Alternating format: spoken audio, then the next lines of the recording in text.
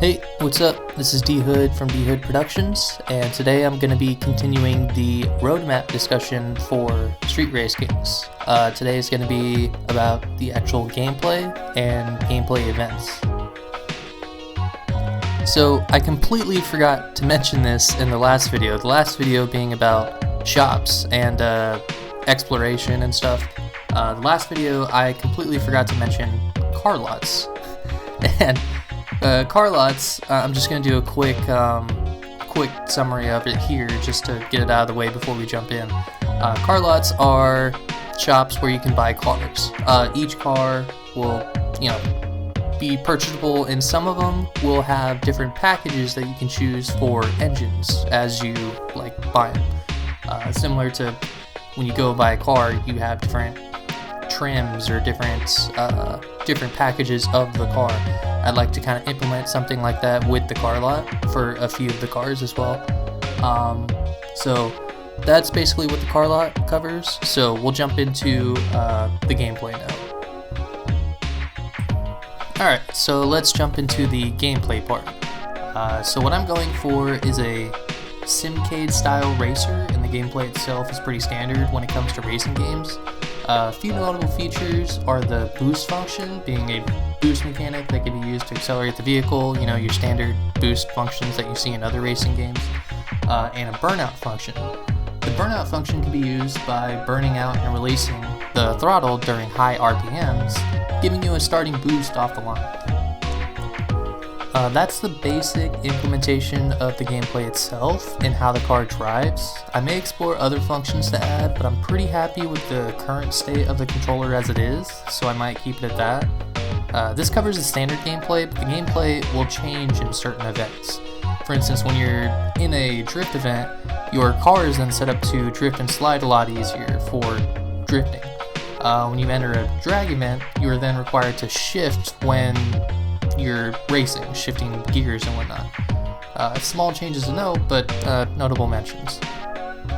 Now we'll jump into the gameplay events. There's quite a few that I'm working on. I've got 10 right now that are implemented and set up right now. I got a few that I'm currently working on that I might add, I might not, but we'll go over the ones that I've currently created and explain what you'll be doing in each one.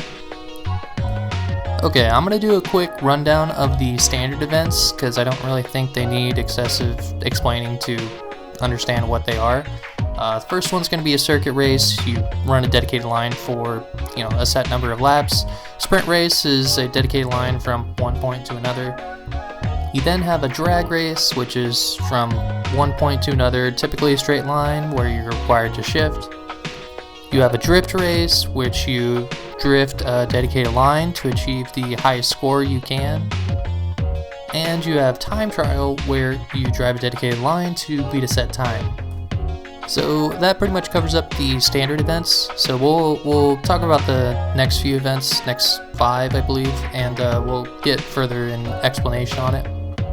Alright, so next one we got is a mirror race, which is pretty similar to a sprint race in the sense that you're driving a dedicated line from one point to another. The difference here is that you have a set of racers driving one line with another set of racers driving an opposite line. It's the exact same line, essentially, it's just mirrored. So you're driving a sprint race while you're essentially driving a sprint race while another set of racers is driving that same race in the opposite direction. Next we have the endpoint race, which is driving from one point to another, but you don't have a dedicated line, you don't have checkpoints, you have one checkpoint being the finish line, so you choose your route to get there.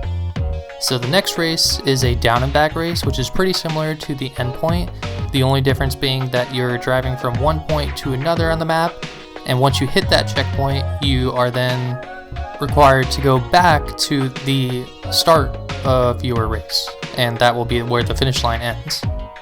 Okay, next we have a sprint knockout race, and a sprint knockout race follows the same vein as it's more of a combination of an endpoint and a sprint race where you're driving from one point to another without a dedicated line, but each point every racer needs to reach that point before they get knocked out. The last person to reach that checkpoint will lose and be knocked out of the race. Similar to lap knockouts that you would see in other racing games, it's just in the sense of a sprint / endpoint.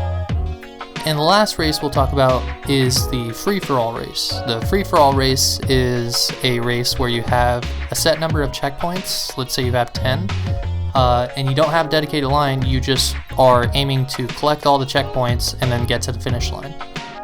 So that pretty much finishes all the gameplay events that are currently implemented and available in the game at the moment. So those will be in the game at release. There are other events I'm working on. I just need to continue working on them to see if it'll work or if I'll have to scrap it. We'll have to see, but I likely will add a few more before release. And that pretty much does it for this video.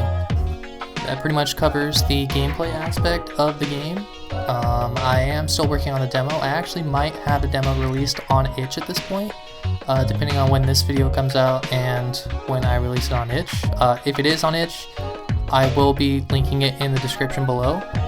But yeah, that pretty much does it. I'll catch you guys in the next one. D-Hood out.